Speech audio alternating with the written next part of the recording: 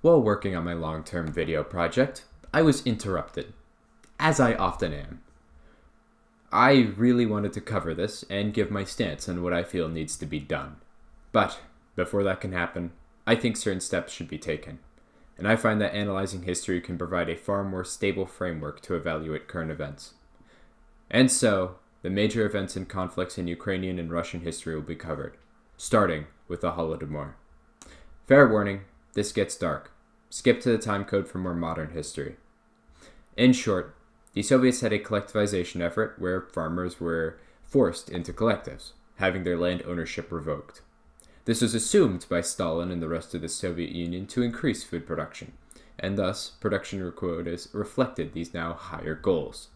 Yet, it seems some natural droughts and other causes decreased food production. But the real nail in the coffin came with collectivization, which not only failed to increase production, as it actually decreased it. But quotas are quotas, and now that the peasants were forced into collectives, the Soviet authorities could directly seize the grain based on these now higher quotas. So if peasants couldn't meet demands, or refused to, well then they were deported to Siberia, where most would end up dying. But what did these farmers then eat? Nothing. But Stalin and the Soviets didn't care. They were kulaks after all, bourgeoisie, class enemies of the people. And now that hundreds and thousands of these kulaks were either dead or forced into less efficient production systems, the famine would only go on to spread into cities, where rationing was soon put into place. To properly illustrate the effects of this, I find the historian Timothy Snyder put it best. Survival was a moral as well as a physical struggle. A woman doctor wrote to a friend in June 1933 that she had not yet become a cannibal, but was not sure that I shall not become one by the time my letter reaches you. The good people died first. Those who refused to steal or to prostitute themselves died. Those who gave food to others died. Those who refused to eat corpses died. Those who refused to kill their fellow man died. Parents who resisted cannibalism died before their children did. In order to suppress information from leaking out into the world, everyone within the farms and cities were prohibited from leaving under penalty of death or deportation to Siberia, and exports of grain continued from the Soviet Union in an attempt to leave none the wiser. The true death toll is impossible to say with certainty, and it is still hotly debated, but at least several million men, women, and children perished. Now, whenever I say or hear that, I always think back to conversations I have had with history teachers and Jewish friends of mine, and how the Holocaust is taught with this implied sense of importance.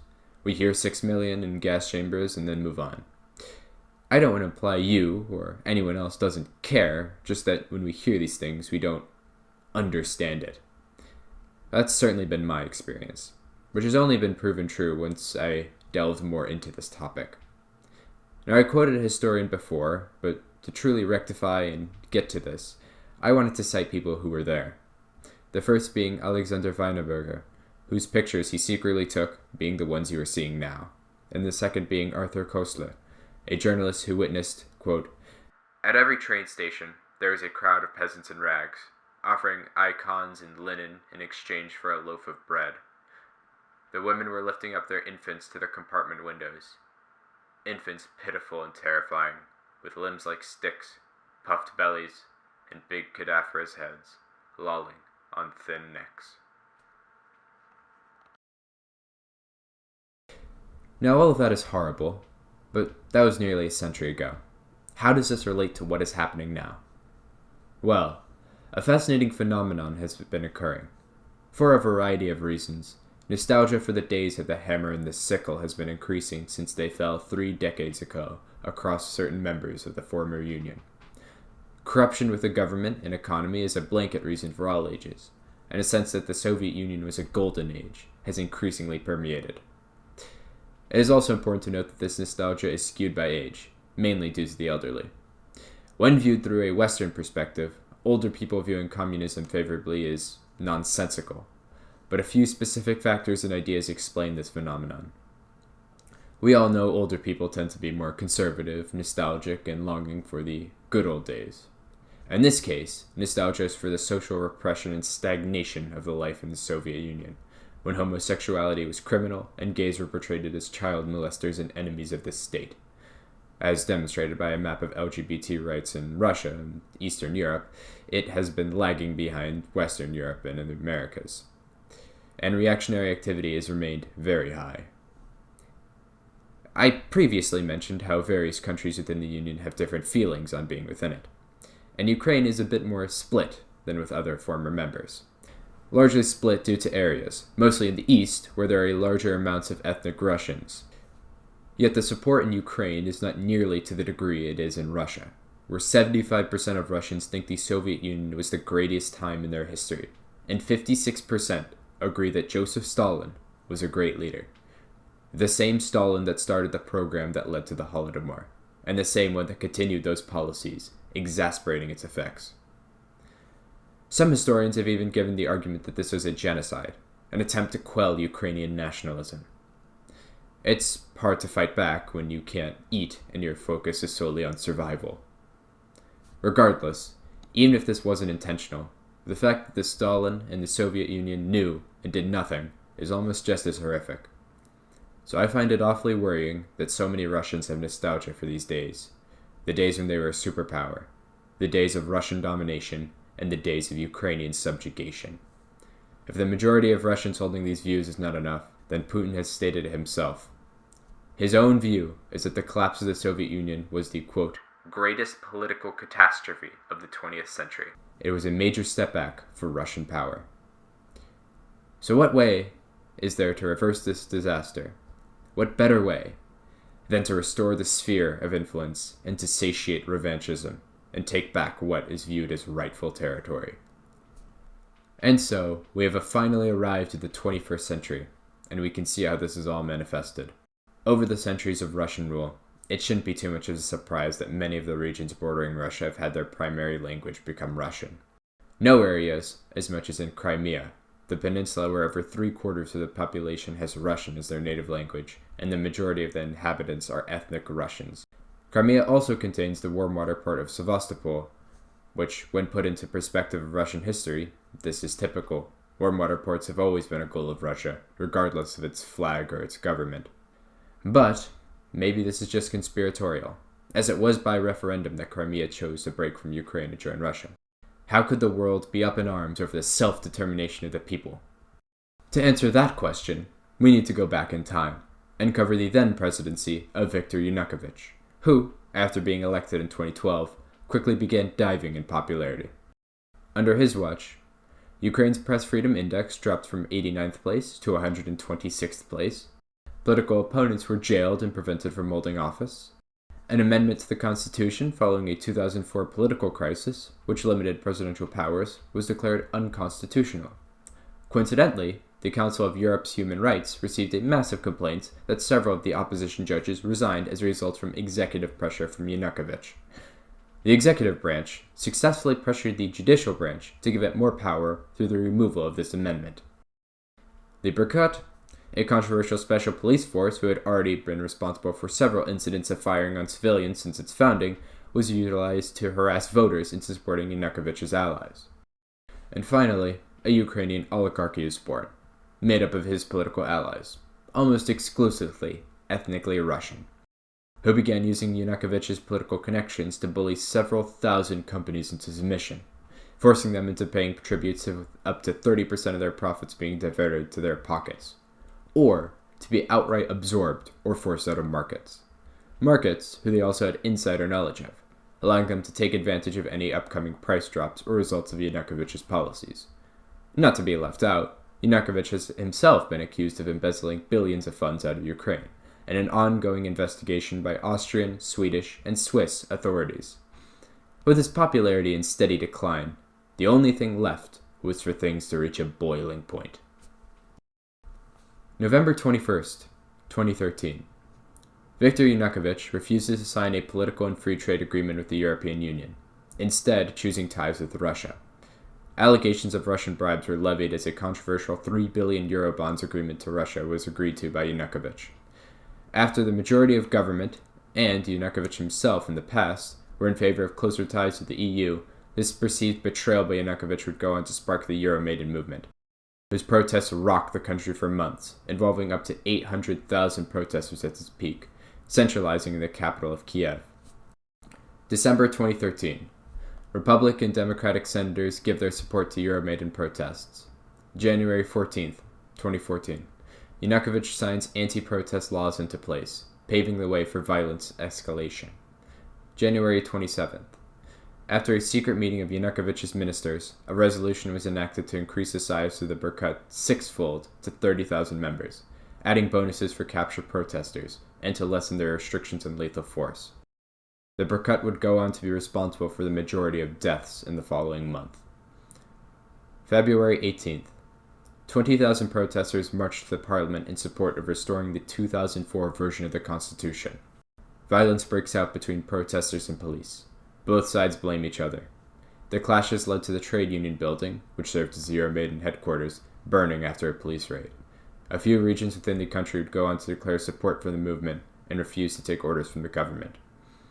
February 19th. The Titushki, plainclothes mercenaries in support of the police, shoot and kill 2 protesters. Groups and incidents like these make it far more difficult to determine which acts of violence were carried out by each side. Starting early on in February, and only increasing throughout the month, Russian officials began financially and politically supporting Yanukovych, who still had support from the more Russian-aligned eastern half of the country. These officials began advising on more brutal crackdowns on protests, with several police operations with these Russian advisors utilizing snipers to clear areas of protesters. February 20th, Yanukovych's Internal Affairs Minister Vitaly Sakharchenko announced that he had signed a decree for police to use live ammunition against protesters. A crisis session would meet in parliament, despite many members of the Party of Regions, Yanukovych's party, not in attendance. Only 238 out of 450 members would attend. This meeting would first suspend Sakharchenko from duties. Then, in a vote of 236 out of 238, they voted to restrict police violence and prevented Yanukovych from bringing the army in by suspending a military operation forming for counter-terrorism purposes. Over the next few days, an increasing number of Party of Regions, members, police, and military break with Yanukovych and begin working with the opposition. February 21st. Yanukovych negotiates a deal with opposition leaders, which would bring new elections and massive restrictions on presidential power. Parliament then meets with 386 members out of 450, and unanimously votes to return the 2004 Constitution, then to demobilize the police and army. Riot police guarding the presidential office and other government buildings abandoned their posts for fear of Yanukovych using them as scapegoats for the violence, and for fear of more violent clashes with armed protesters.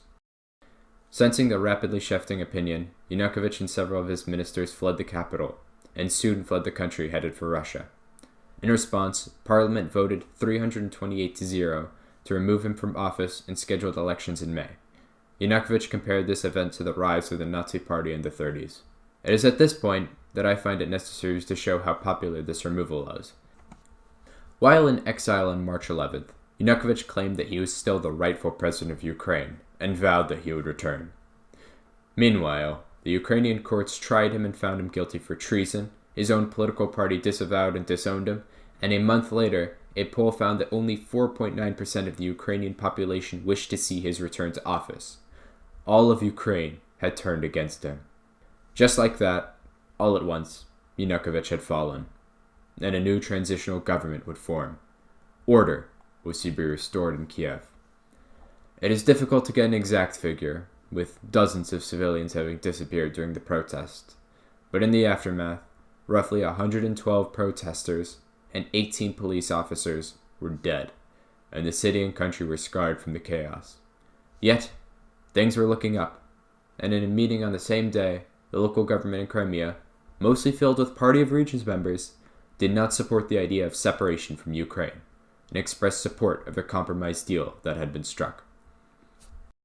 But others' eyes were watching, and upon seeing their supported government collapse in an instant, they saw their chance slipping away, and then things started happening quickly. February 23rd. In the early morning, following a late-night emergency meeting within the Russian government, Vladimir Putin stated, "When we were leaving, I said to my colleagues, we must start working on returning Crimea to Russia." Later that day, pro-Russian protests began in Sevastopol, Crimea's largest city. Over the next few days, these protesters began demanding for a Russian mayor of Sevastopol, and began blocking Crimea's parliament from meeting in its capital Simferopol after its prime minister expressed support of the transitional government. These protesters would clash with police and Crimean Tatars, who were a historically oppressed group within the Soviet Union, and with Euromaidan protesters throughout the country. And all the while, reports would start coming in of strange sightings and strange people, only increasing in frequency. They were dubbed Little Green Men for their uniforms, which had no insignia or markings. February 26th, the Little Green Men entered Sevastopol and set up military checkpoints on the roads leading to the city, featuring Russian flags and armored vehicles. February 27th, the Little Green Men entered Simferopol and stormed the Supreme Council and Council of Ministers building, establishing barricades in the surrounding streets and flying Russian flags over the roofs of these buildings. They had taken control of the Crimean government. A vote was called for greater autonomy and independence from Ukraine. Representatives' phones were taken and communications in the building were cut, with independent media banned from entering the building during the vote. Only 64 representatives seemed to have been present, and they overwhelmingly voted in favor of detaching from Ukraine. Shortly after, Berkut and additional Little Green Men established barricades in the north of the country, blocking the main roads into Crimea. In a matter of hours, they had fully taken control of Crimea, separating it from Ukraine. Who were they? A paramilitary? Terrorists? Secret police? A false flag by Ukraine? Initially, Putin stated just that. A paramilitary that seized local arms from a Ukrainian base, who were just acting independently. But was this the truth? Not quite. And the pieces, they weren't hard to put together. In March, the Finnish magazine, Soldier of Finland, analyzed the equipment seen on these Little Green Men.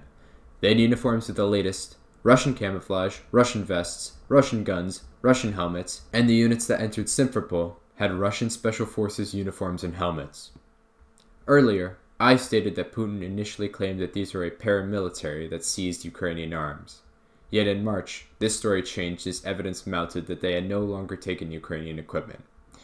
It was now claimed that they had purchased Russian-looking gear from local stores, a lie immediately shot down by Ukrainian law, which had prohibited the sale of this type of equipment.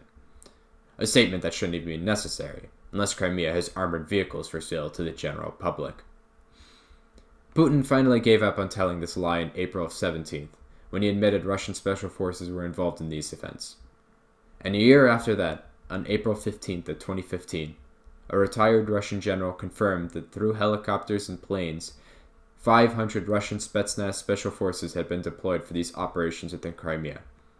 Not that it mattered. It was all over by then, when they told. Over the coming months, Crimea would become further integrated into Russia. I feel there is little more that needs to be said on this. It is the most well-known event in this conflict. But it is not where I first learned of what was happening in Ukraine. July 17th, 2014. At 10:31 UTC, or Coordinated Universal Time, Malaysian Airlines Flight 17 took off from Schiphol Airport in Amsterdam, heading for Kuala Lumpur International Airport. It would arrive at 22:10 UTC. Только что сбили самолет, группа минера за Янакиева упал. Летчики. Поехали искать и фотографировать сбитый самолет. Да, майор. Значит, самолет рассыпался в воздухе в районе шахты Петропавловской. Первый 200-й. Нашли первого 200-го. Была женщина. Да, гражданский. Да, Саш. Ну что у вас там? Короче, стопудово гражданский борт. Понятно. А этот, как и, народу много там? Да пиздец. В лунки прям во дворы падали тут. Вот так вот. Борт какой? Да я еще пока не разобрался, потому что я не был возле основной части. Я только вот смотрю там, где начали первые тела падать. 2 hours and 49 minutes after takeoff, a surface-to-air missile exploded above the cockpit, causing catastrophic damage. The plane immediately began breaking up and would crash moments later. all 298 Malaysian and Dutch men, women, and children were killed. While various sources, including our good friends at RT, claim that this was done by Ukrainian jets or as a setup to make Russia look bad or some kind of inside job, Dutch investigators would uncover more and more details on what happened, including that audio you had just heard, and definitive analysis on what crashed that plane. On that same day, a buck launcher had been moved into Ukraine, and after this incident, it went back to Russia, with one less missile than when it had first left. I still vividly remember hearing about this incident right after it happened. I can't forget it, and I don't think I'll allow myself to forget that. Any potential apathy of mine that I could possibly have died alongside with that plane. And yet, this region is hardly ever mentioned, because this didn't happen in Crimea. It happened in eastern Ukraine. And unlike Crimea, it wasn't over in hours, it wasn't over in days, it wasn't even over in years. Fighting is still happening nearly a decade later, with over 10,000 soldiers having lost their lives, not even to count the civilians. So on to the final topic of this video, the war in Donbass. In eastern Ukraine lies the regions of Donetsk and Luhansk, named after their largest cities. It is from here Yanukovych had originated, and there were still those left who remained in support of him. Shortly after the Crimean incident on April 6th, thousands gathered in Donetsk to demand an independence referendum. Then, hundreds of separatists stormed the regional state administration building, demanding an emergency session to vote for independence. When this didn't happen, these separatists held the vote themselves, and universally voted for secession. And thus, the Donetsk People's Republic was born. Its leadership was quite interesting, with Vyacheslav Ponomarev, who would become the self-proclaimed mayor of the city of Slavyansk, stating that they were acting in opposition to Kiev, which was being run by Nazis and homosexuals. A grouping that is almost as ridiculous as Slavic Nazis, considering the Third Reich's goal in both of their extermination. Except, of course, fascist and neo-Nazi Slavs do exist, as Ponomarev would know, as he was standing shoulder to shoulder with them in the fight against Ukraine, with positions as high as the new People's Governor of Donetsk. Regardless, these actions in Donetsk repeated themselves in Luhansk. The regional state administration buildings were stormed, the governor was forced to resign, and Luhansk's People's Republic was proclaimed.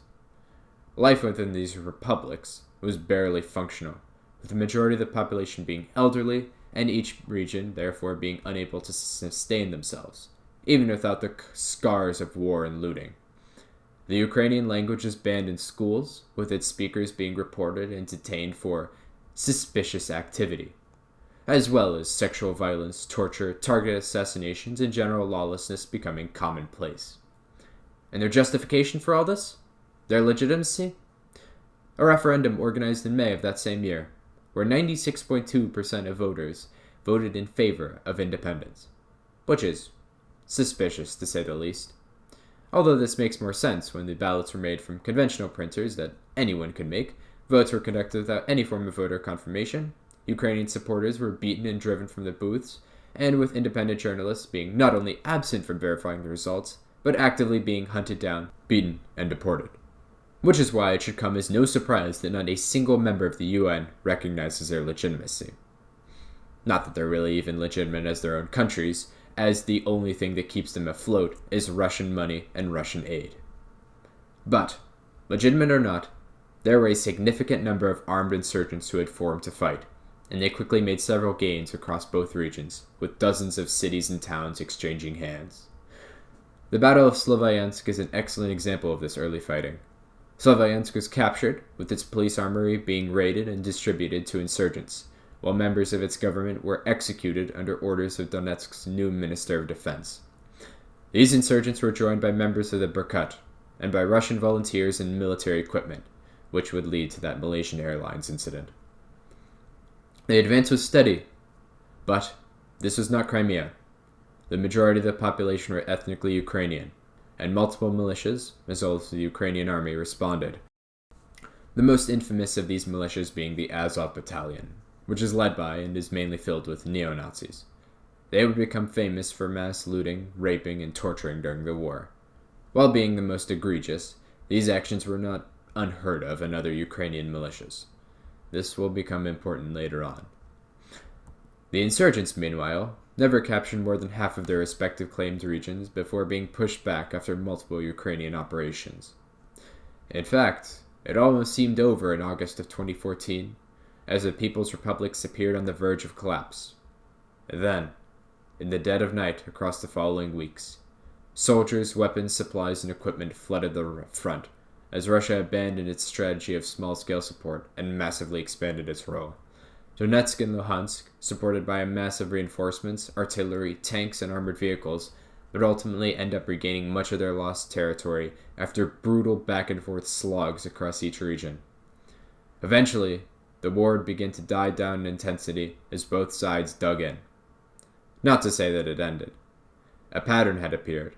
The fighting would die down into light skirmishes, with roughly a dozen people dying every week, and then much larger assaults and heavy fighting would break out in concentrated areas, only to end in a ceasefire that would inevitably be broken. The years following Russian intervention have been marked by no less than 29 ceasefires, with every single one being broken, sometimes only hours after being signed. But overall, things started dying down, with recent years having less and less casualties.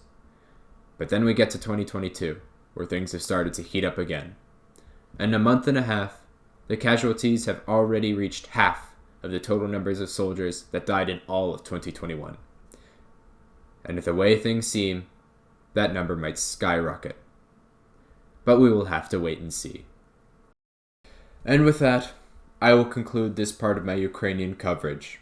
The next part should be out shortly, and will focus on the more recent developments and the debate of whether we should intervene in what now appears to be an inevitable conflict. Hopefully by then, it still won't be an unnecessary video to make.